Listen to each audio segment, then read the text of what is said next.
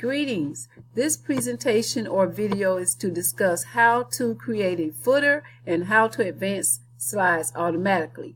First, I want to go to File and create the footer for you by going to File and Print. Once you go to File and Print, you want to click on Edit Header and Footer, and that's where you're going to create your footer. You can make sure you click on Date and Update Automatically. Click on Slide Number, click on Footer, and type in your name and put the name of the presentation if you prefer.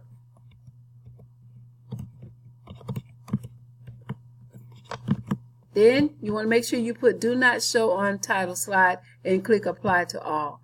Now, when you go back into the presentation, you should be able to see that there is not going to be on the title slide, but it will be on the other slides where you can see your footer. Your footer should appear on each slide, on all of your slides.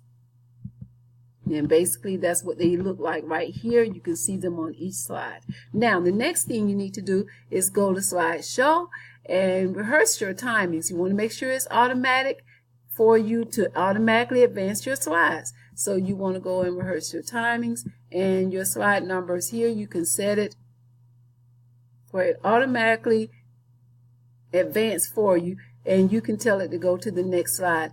But this will give you 5 seconds or 6 seconds for me to view the title, and then you go to the next one by clicking the next arrow, and then continue.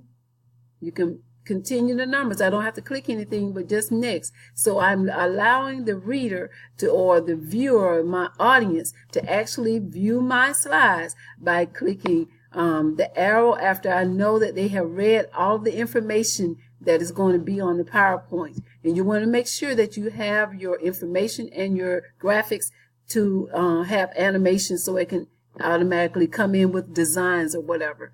Now you can click on the next again, and it'll go to the next slide, and it will start over with another number to repeat the time. So you just make sure you do that, and when you finish, you can just click the repeat. When you finish, you can repeat it and say you want to resume recording, or you can resume recording, or you can pause to stop the recording, or you can just close out by clicking the X. And then it says the total time you've spent, and do you want to save? You can say yes. And that's it. That's all you have to do to record and advance your slide timings for each of your slides. I hope that this was helpful, and let's have fun.